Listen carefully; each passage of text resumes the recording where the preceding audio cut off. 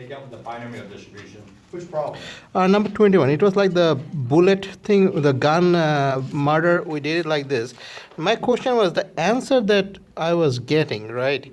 So they were not exactly coming close to the book's answer. Exactly. The answer you were getting with your binomial distribution was exact. The ones in the back of the book, shown in the back of the book, were a little bit off because they were using the approximation technique. The normal curve. What's better is your answers are better. That's my point. Okay. Your answers are off a little bit because they were using this obsolete technique, which is where you use the normal distribution to approximate the binomial distribution. Your technique's way better. Keep doing it. Oh, See okay. what the exact answers were so you can check them? Yeah, I think I have them. Hold on a second. So you can check that. But it's good Seven. to note that. 7.1, number 21, A, B, C, D. I'm gonna read them. Letter A, 0.04. Let me see, 4.0, yeah, 4%, 0.4088, yep. Letter B, I'm gonna show it to the class too, in case somebody else didn't get a chance to see this. And if you wanna check, this is a good practice problem from section 7.4. And you wanna check, number one, don't look in the back of the book. Use the binomial technique, the binomial distribution, use the binomial functions we've been using. And just make sure you get these answers, and then you know you're good to go, kind of well prepared for the test. From this section, 0.536. This is using the binomial function. Distribution. Function.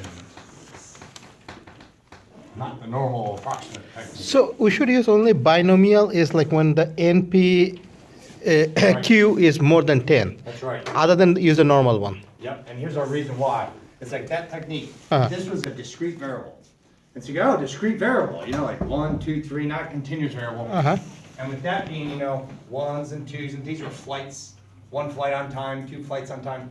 It's more appropriate to use the binomial distribution. It's gonna be very exact. Gotcha. You go, well, for the bell-shaped curve, we're thinking of some continuous variable. Uh-huh. You get for the continuous variable. So you can use that technique, but then you gotta use the methods mentioned on page 390, where you round up or round down to the next integer, and then the answers are off a little bit. So it's like that technique used to be used a lot, Art, back in like the 1980s, because we didn't have the technology then. So it was easier to do that and approximate, because we had the tables. We had all these tables, the normal Yeah. tables, so you could approximate the answer.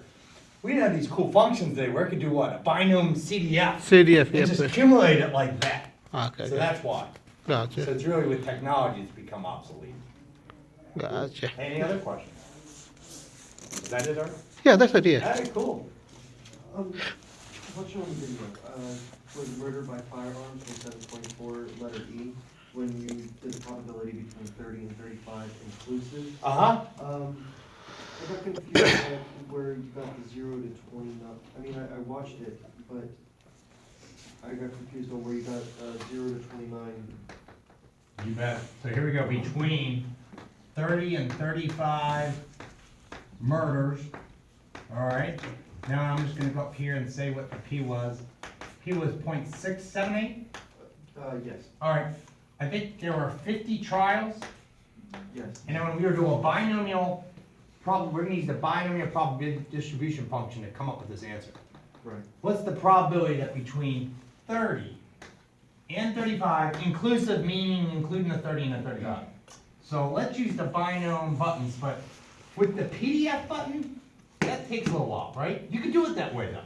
I want you to think about this. I could use that binomial PDF function that you're familiar with, which stands for binomial probability distribution function. And you can do exactly 30, and then add it to 31, add it to 32, add it to 33, add it to 34, and add it to 35, and add up what? All those probabilities. You could definitely do that. Or Julianne, like you said, when it makes the list, you can make that list on your screen and just write them all down and add them up. That would work, because it's not many to add up, right? Right. I just get worried when it's a between and you gotta add up 20. So it's very what? Tedious? So I'm gonna use what I explained in the video, where we're gonna use the cumulative one. So I'm gonna do this in a cumulative manner. I'm gonna start out with this. Binomial CDF. So there's cumulative. Cumulative always starts at 0, Randy. So I'm gonna think, all right, n equals 50. There's my probability. And I'm gonna go to a high number, which was a what? 35. Now, obviously, that's not the answer, because that's too much. Right. That's from 0 to 35. We only need between 30 and 35. So don't I have to remove something from here? And in math, remove means we subtract. So I'm gonna subtract cumulative, and you're gonna help me out with this. How far, I'll just get all that set up. What should I subtract out from it? So I'm just left with 30 to 35. It's just the 29. Up to 29. So you're saying you're gonna, because this would be 0 to 35 here. Subtract out, this will do 0 to 29. 29, leaving you with all that. And that's what makes that inclusive Exactly. between 30 and 30, okay. Does that make sense? Yeah, that Awesome. That makes sense to me now. I do want to point out, you could do it that way. It's a little bit longer, but you're like, hey, I got the time and patience, I'll add all those up too. Makes sense. I appreciate it. Thank you. Awesome. Are you ready for 8-1? All right, so let me just give you the story of what 8-1 is really about. You remember we were doing gestation period last week? There was questions like this. What's the probability that a randomly selected woman who's pregnant, gestation period was more than 270 days? Okay? Those are the types of questions. And I'll repeat it again. Plus, what's the probability that a randomly selected woman who's pregnant, gestation period lasts more than 270 days? Today, the questions we're looking at. If you had 15 women who were pregnant and they were randomly selected, what's the probability that the mean, aka average, gestation period is 270 days or greater? So you see the difference? We're now looking at take a group of women, or in your population, just a group of those with the sample size, and then what's the chances that the mean or average of all those is greater than that? Okay, I'll give you another example. Let's say we're doing cars.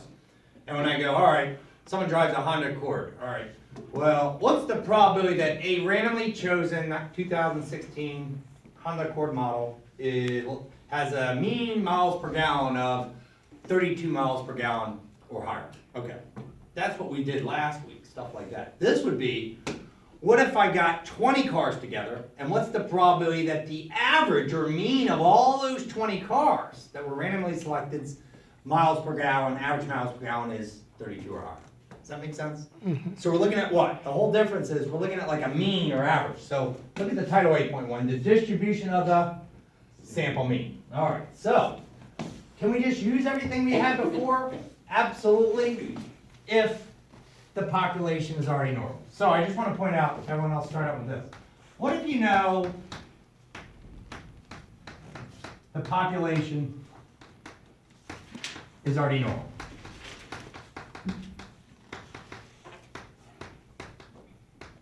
I'll just say population of X. You already know this. If you know the population of X is already normal, a good example would be gestation period. Don't we already know that the population for gestation period isn't a normal distribution or approximately normal?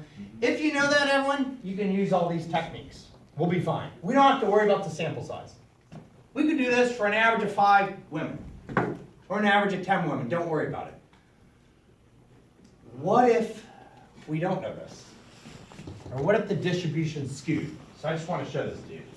This will only take a second. And don't worry, when this is what I put on that, that's why I passed out that sheet. So I'll fire this thing up and I'll hit the lights. You go, well, what if, I'll move this out of the way. What if the distribution isn't already normal? Are we still allowed to use this stuff? And use the normal distribution like we've been using before, like normal CDF? Or do we just ignore it and say you can't do the math? Nah, we can do the math, but here's the deal with the sample size. So wait till this thing fires up. Come on, fire it up, there it comes. It's showing up, everyone. All right. For instance, what if the distribution of X was skewed? What if it was skewed? Okay. So in this case, there's a skewed distribution, right? This would be the distribution of X bar. If the sample, or if you can't read this, I'll read it to you. If the sample size was 3. So we looked at the average of 3. Isn't the distribution still kind of skewed? Mm-hmm. Okay, so that's not going to work. In this picture right here, and this is right from your textbook, so you'll see this in the textbook. What if the sample size is 12, and this is the distribution of X bar? It's still a little skewed, y'all agree? But once you get up to like a sample size of 20 or 30, the distribution of X bar does become approximately normal, okay? So in this one right here, isn't that bell shaped? Look at that baby. Oh yeah, that looks good. There's a normal distribution. The sample size here was 20. So I'm gonna hit the light so you can read the central limit theorem, and this is what it says. Regardless, I'll turn the thing off. I just wanted you to see that. So small sample sizes don't really work when the original distribution is skewed, but here's what we got. The central limit theorem. Regardless of the shape of the underlying population, kind of like that right there, the sampling distribution of X bar does become approximately normal as the sample size increases. All right, so which one had the best? N equal to what? 20. N equal to 20 was what? Normal, and just to be conservative, okay, we're going to be conservative like the author, we're going to use N equal to 3. N equal to 30 or higher. My point is, how about, as long as the sample, let's say the original population is skewed, all right? As long as we use a sample size 30 or higher, then we can perform the mathematics.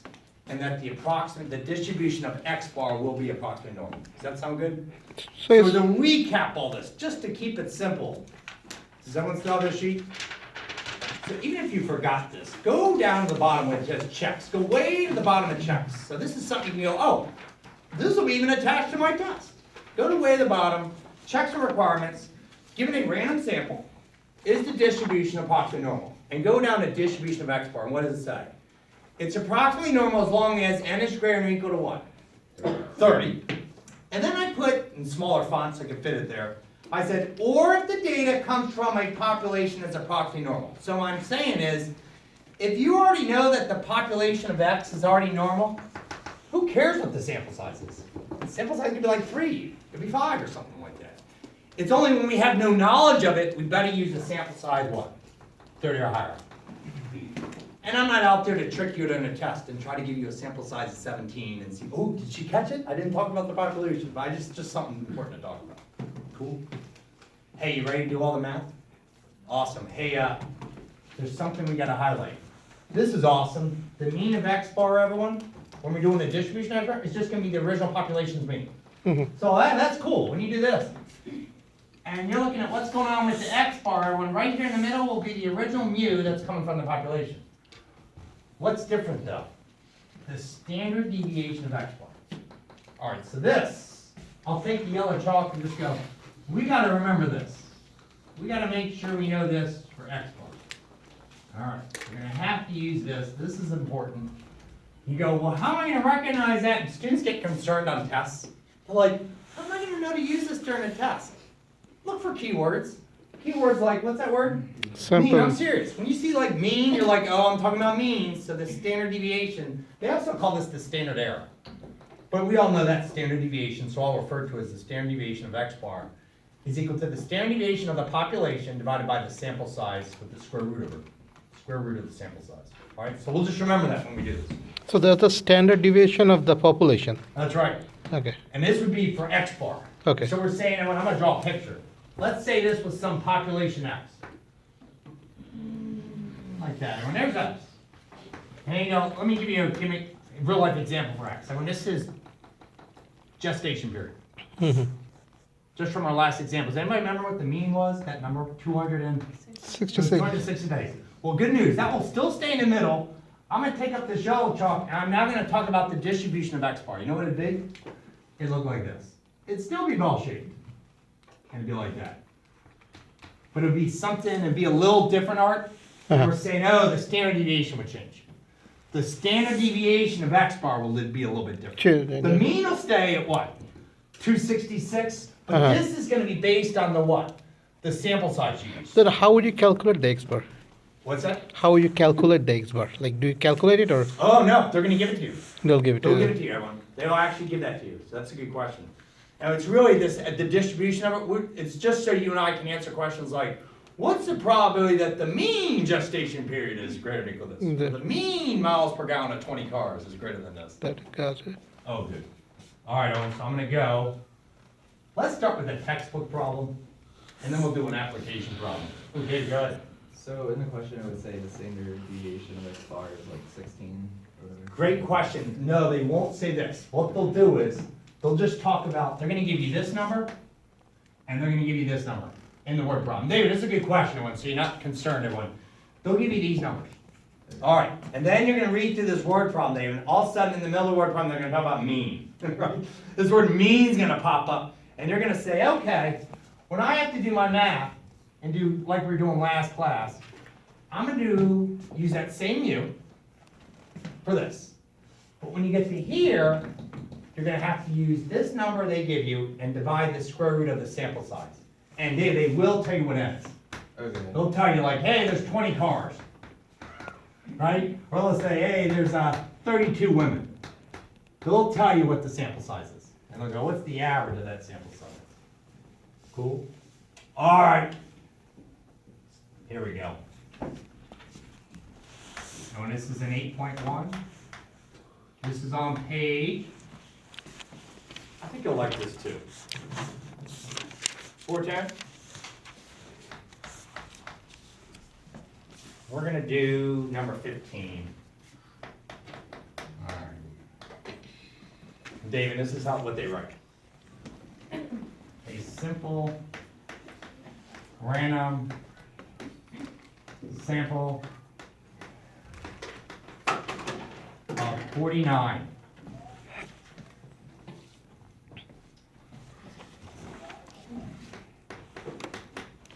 And equals 49.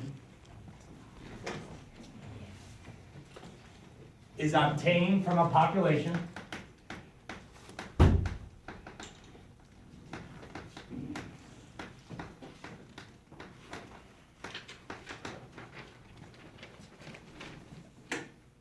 with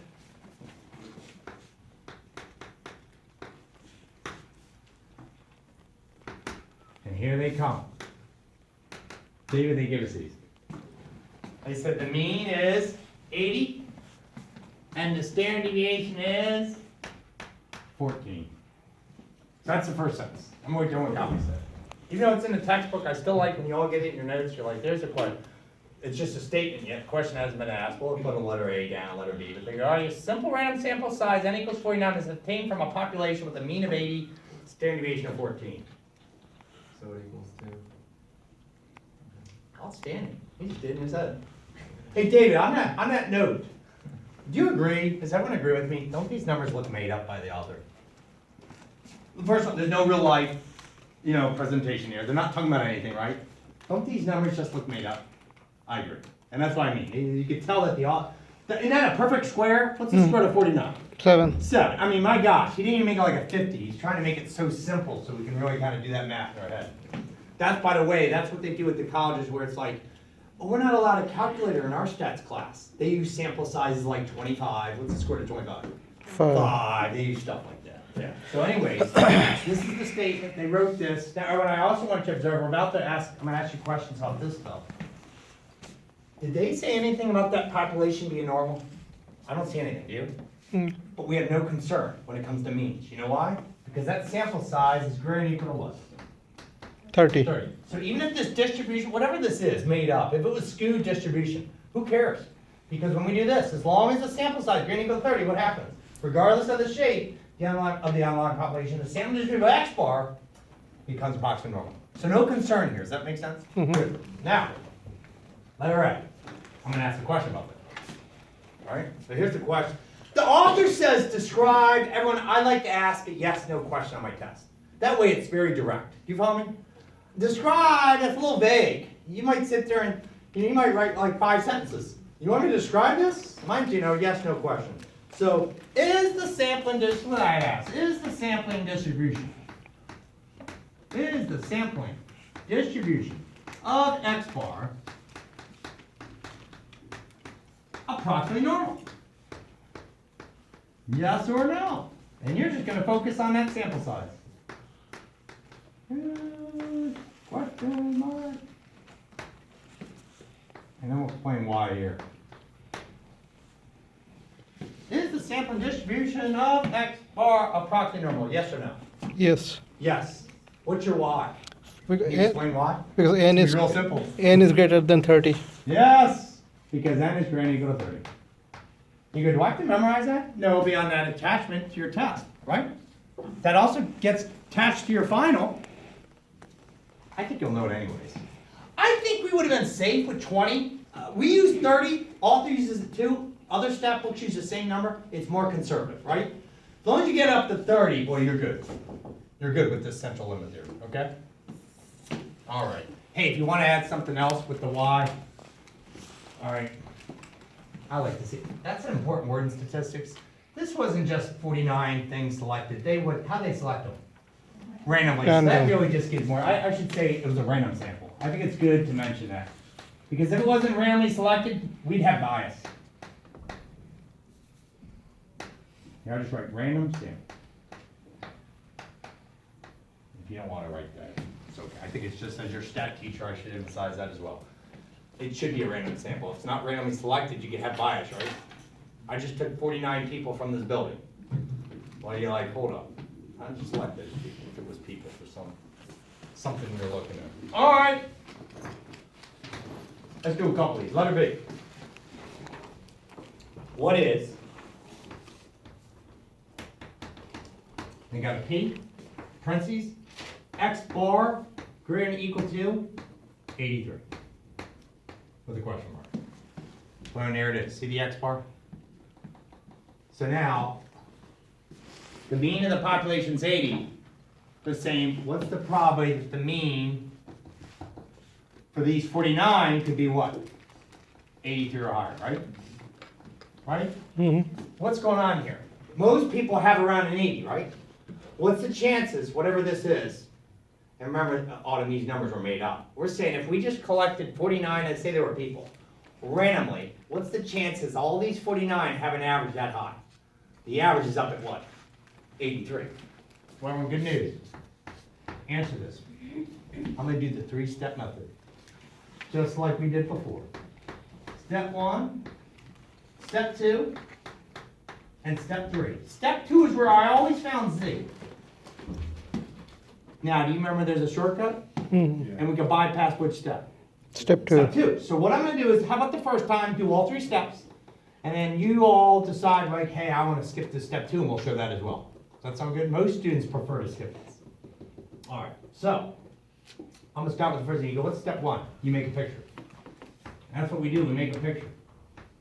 So we draw a bell curve to represent this normal distribution. You know what number has to be in the middle? You know it's X bar? What's in the middle? 80. You got it?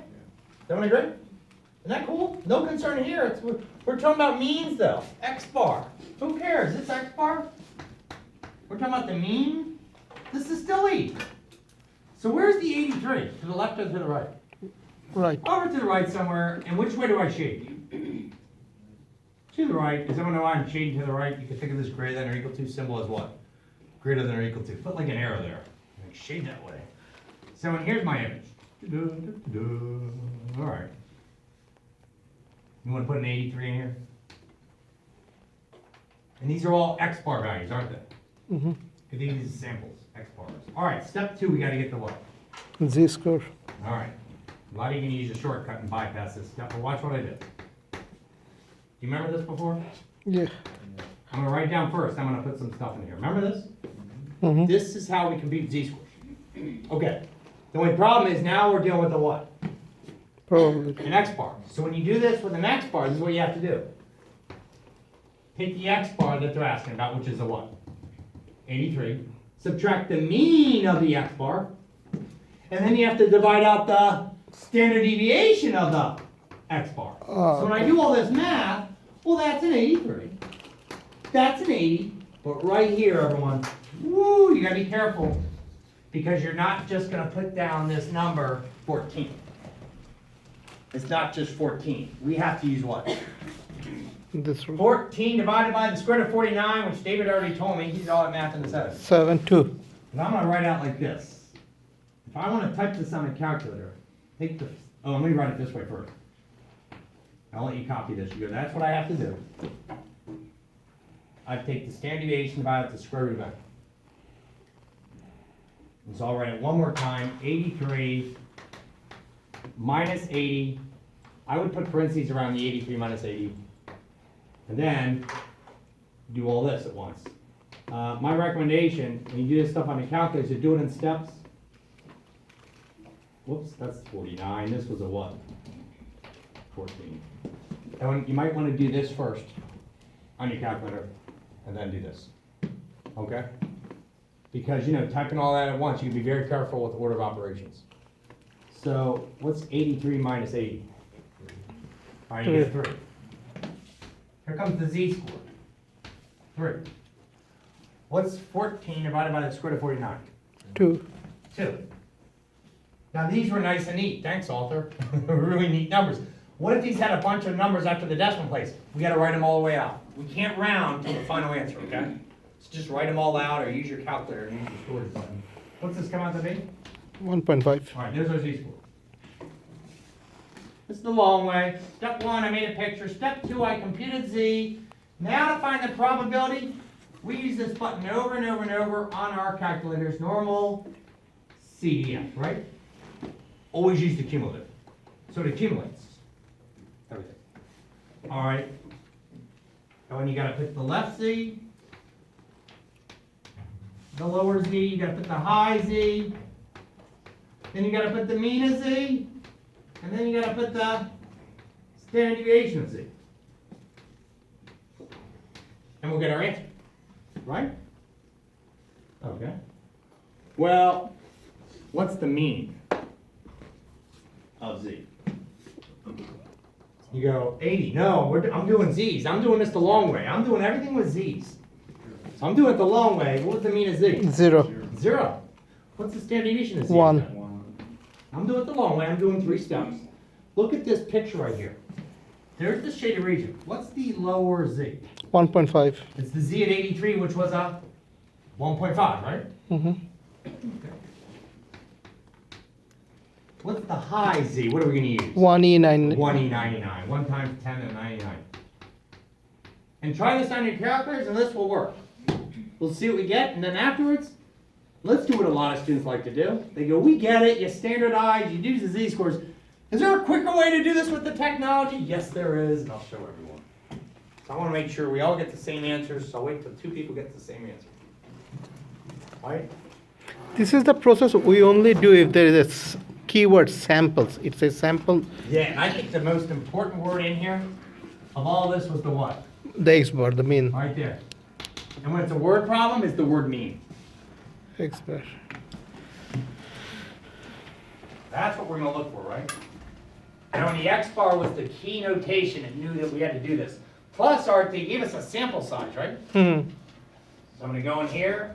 I'm going to do it with you. Woo, second distribution, normal CDF.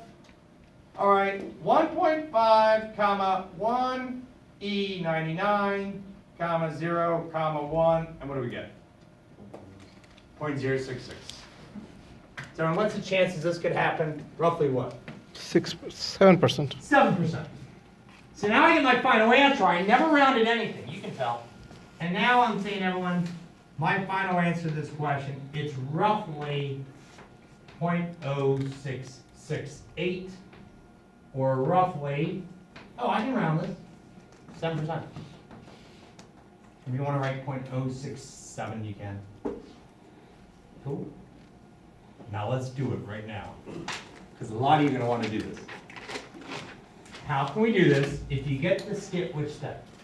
Step 2. Step 2. I'm going to turn this thing off, and then I'll turn it right back on, we'll do it. A lot of students go, all right, I get it. But you all follow me. Couldn't I mess up the math here? Mm-hmm. Easily. If I don't perform order of operations properly, I can mess this number up, or I can mess this number up, and this number can get all fouled up, right? Screwing this up. So you go, all right, well, what if we skip all this? We skip we don't do a 3-step process, we just do a what? 2-step. 2-step process. To do that, we get all these numbers out of here. Are you ready? I'm not going to put X's here. These were Z's. I'm not putting X's. I'm going to put X bars. What's the low? X bar? What's the Hi. high X bar? What's the mean for this X bar? And what's the standard deviation for this X bar? Okay. You all ready? So let me get this all out of the way. Look, we don't need this step. 2 steps. All right. Low X bar, high X bar, mean X bar, standard deviation of X bar. So here we go. And when there's the picture, we made a good picture. What's the low X bar? 83. 83. Yeah, no Z's. No Z's. What's the high X bar?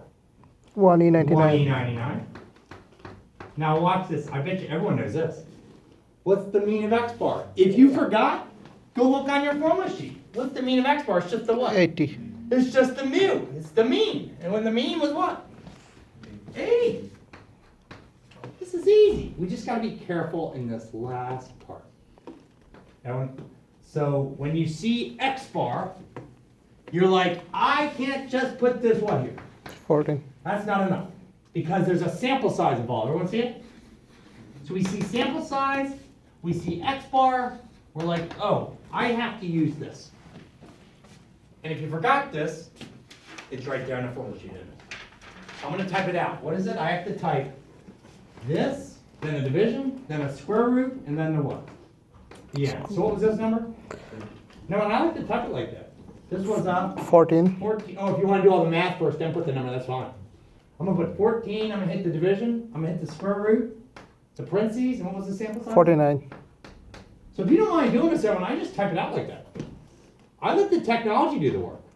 But absolutely, I'm looking at some faces. Some students like to do all this math first on a blank screen or in their head, mentally, and then just write the number down. Okay, if you do that though, David or anyone, I have to emphasize, Autumn, we've talked about this, if you do that number separately somewhere else on the calculator, don't round it, right? Make sure we don't round that, because if you round that, it can what? It can really round off the answer. Sometimes like 1 or 2 values, like the answer's 3%, it might come out to be like 5%. Cool, now check it, does it come out the same? Who likes that better? I do too. So when we do the next problem, when I say we do that. Sound good? Hey, once again, you know, we have to take a test a week from today, and you go, I get it now in class, but I might miss this on the test. How am I gonna know to use this on the test? Well, when we read the problem, you look for key words or symbols. There's a key symbol, X what? So sometimes students come to my office hours, they're just clueless on this stuff. I give them one of these, rock and roll, they're ready to go. We're like, oh, that's all I gotta do. Maybe even something else. All right. We'll still make a picture, I'll get this out. And when this is on the next page, this is on page 411. And this is titled Old Faithful. All right. The most famous geyser, when this is at Yellowstone National Park. All right. And I'll write everything out for you.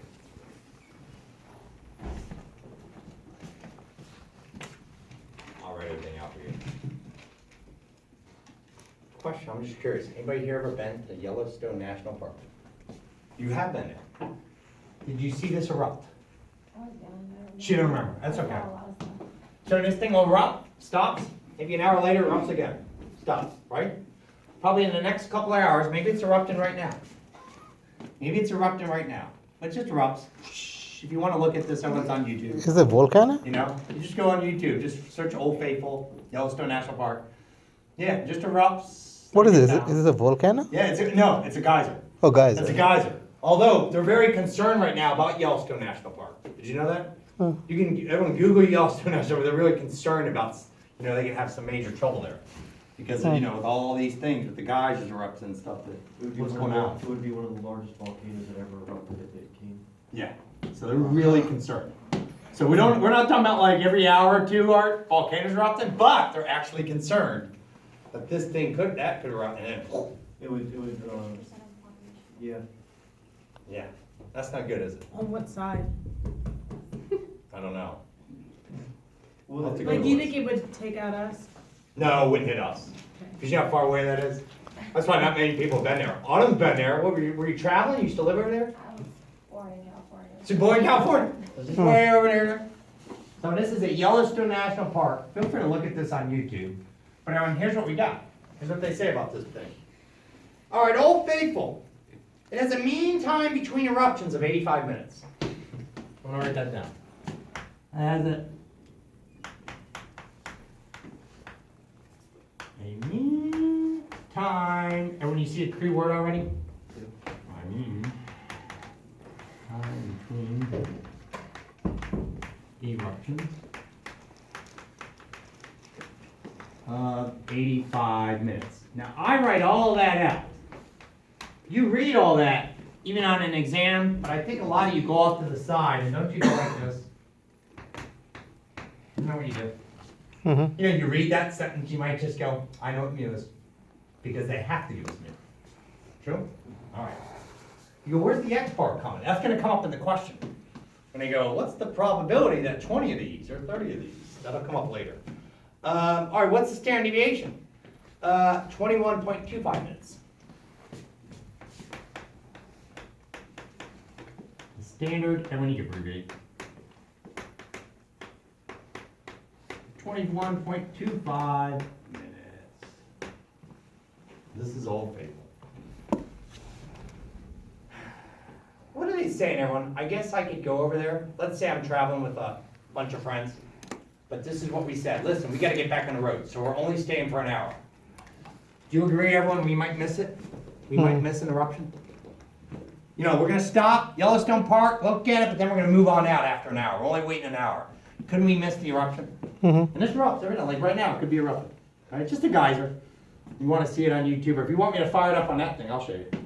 I'll fire it up right on there and just jump on YouTube and Google that thing. So the standard deviation is 21.25 minutes. I think it's great. I'll go up to the side and write these now. Mu is 85. Standard deviation is 21.25.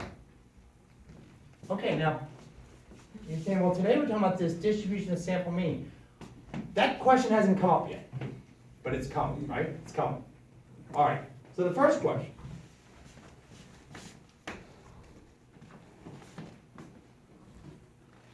Look at the wording carefully. I'm gonna write out every word from this book. What is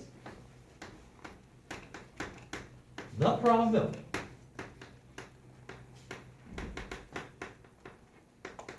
that A randomly selected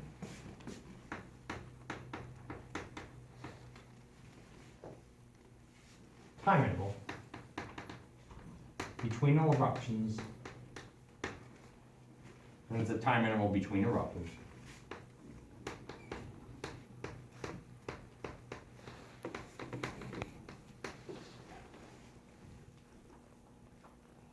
is longer than 95 minutes.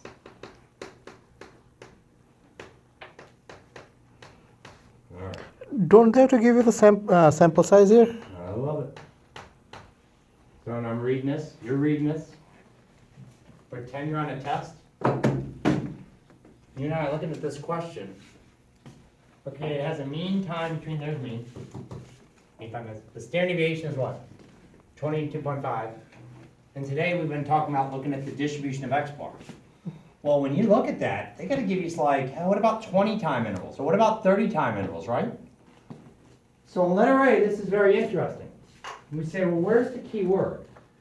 It's right here. Okay? Isn't this a question from chapter 7? Yeah. That's what's going on. All right? Not trying to trick you, but I think it was a great idea for an author to throw this at you. What if he just said A? What's the probability that A, randomly selected time interval between eruptions is longer than 95 minutes, right? They collect all this stuff. They collect all the data. So they have it for like the past 10 years. And you just randomly select one. What's the chances that the time interval between eruptions is longer than an hour and a half? Or 95 minutes, right? But this is an A. So when I do all this, and I come here, I'm gonna make my picture. Whoop. What's in the middle? 85. 85. Where's the 95? On the right. Here's the 95, everyone. Let me go over here to the right. These are x's, though. I'm not concerned about x bar at all.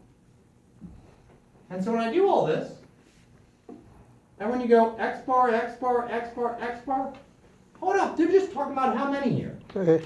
A means what? 1. 1. Now you could do this if you want, but what would you have to put here? 1. A 1. Square root of 1. I'm thinking, oh, this is just like a chapter 7 question. So I'm just thinking, everyone, I'm looking at this image right there. I'll do my low x, and then I'll put my high x. I'll put my mean of x, and then I'll put my standard deviation of x. I don't need any x bars. Not at all. They didn't give me a sample size greater than 1, did they? And this will work fine. But what's so great about this, if you thought you had to do this, because your practice from section 8.1, you'll be fine, because right here you'd put a square root of 1. 1. You look around and go, I don't see a sample size anywhere. They said A. They didn't say 20 of these. So, what's the low x? 95. Boom. High x? 1E99. All right. Mean of x? 85. 5 minutes. 21.25. And we rock and roll. Let's see what we get. This is great. And the calculator's going to take care of everything. And then Autumn, we can round this. Because everything is nice and neat. That's the other thing. And what's so great about this, Autumn? By us bypassing z, some of us make calculations where we throw it off a little bit. So this is good. We're going to get it all nice and neat. All right, what do you get? Put that on the calculator. 95, 1E99, 85, 21.25. Normal distribution. What do you get?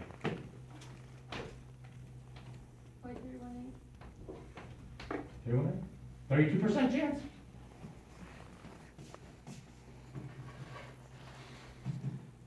Yeah, everyone, so if you're going there next week, and you're just gonna stop in for what? Oh, I don't know, you're gonna stop in for 95 minutes, right? Well, we're saying the probability that the random select time between eruptions is longer than adds about a 31% chance, right? Okay, you may miss it. That's as long as you're gonna stay, and then you take off.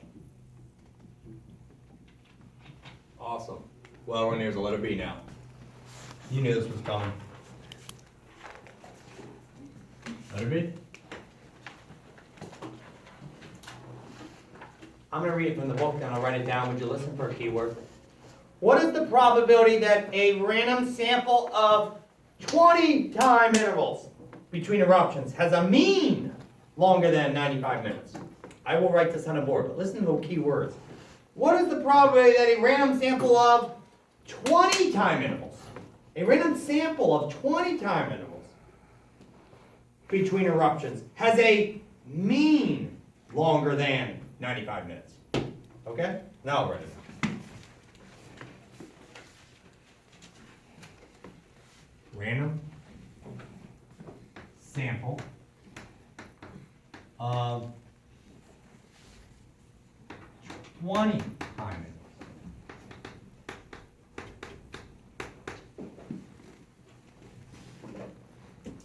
Let me get that out of the way. You go, where's the key word now? Well, I think it's a number right now. It's what? Sample of 20?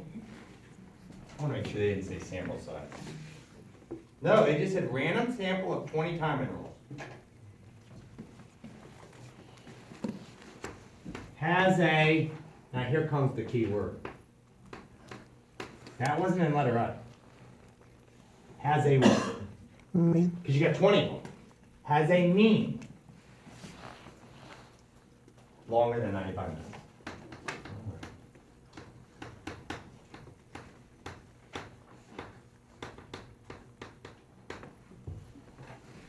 Well, won't the picture be very similar? Mm-hmm. So when you go to Roman numeral 1, whoop, whoop. And I'll get this out of the way. And I'll get all this out of the way.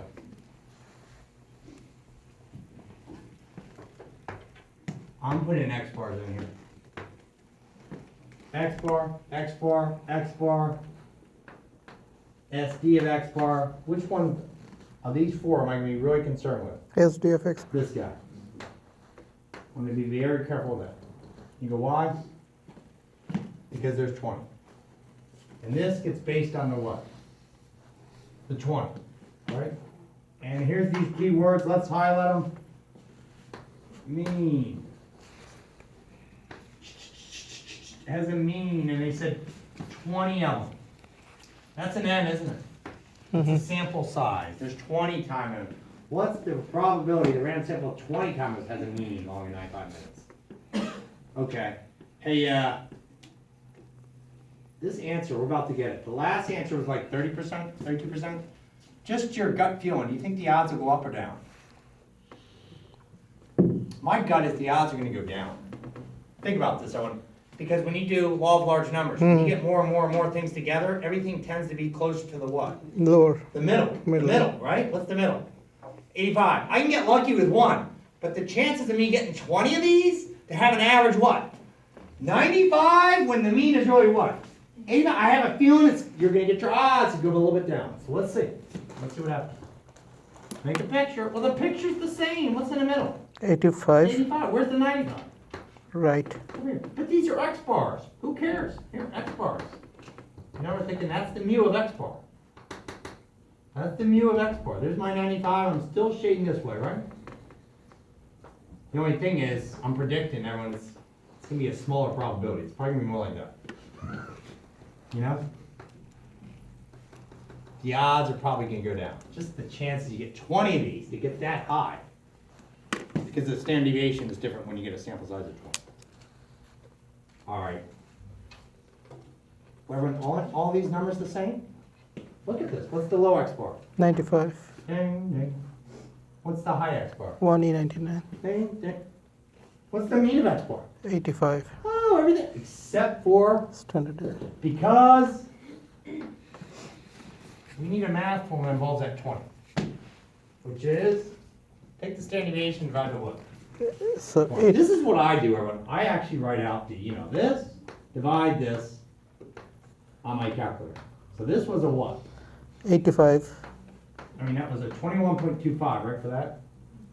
Oh yeah, Divided 21. by 25. Square root button. The calculator puts the parentheses automatically, and then I put the what? What was the sample size? 10.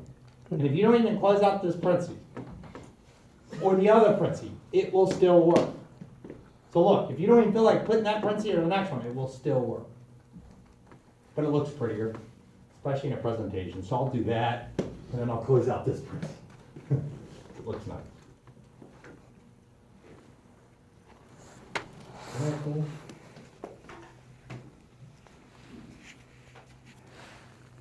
Hey, what do y'all get for the answer? 0.0176. What was that again? 0.0176. Just like I thought. Look at the odds, everyone. Look at the chances. Almost Look at close. the To- chances of that. So it's like that and we did it. Yeah. Remember we did the and this, and this. Yeah. It's like, this is expected, everyone. The chances really what? Went down on this thing.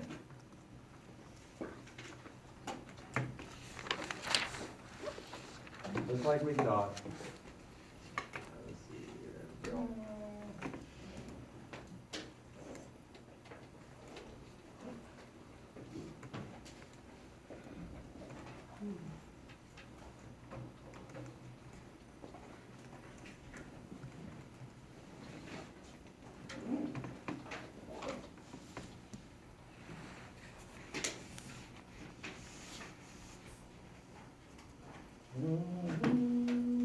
Want to see this?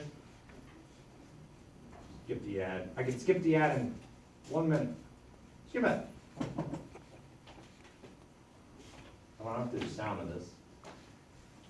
Let's see, is that volume muted? Let me pull it up. Can you hear it? Mm-hmm. Let's get this thing out. There it goes. Here's old geyser. There's Old Faithful. And after this thing erupts, is that exciting now? Oh, yeah. Isn't this cool, everyone? This just keeps going on every day. Over and over and over. But as the people have expressed in this class, feel free to Google Yellowstone National Park. You see some stories in the news about this stuff. They're very concerned. Stuff like this is Wow. going on. What could actually happen in terms of volcanoes? Well, she said these guys are good because it releases pressure from the inside. Randy, good point. They're just releasing pressure.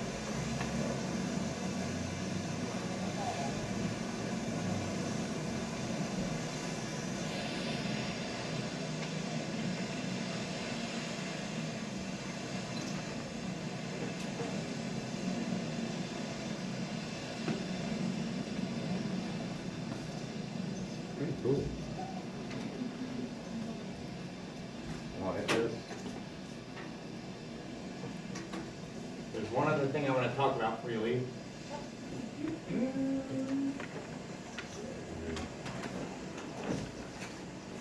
Let me hit escape.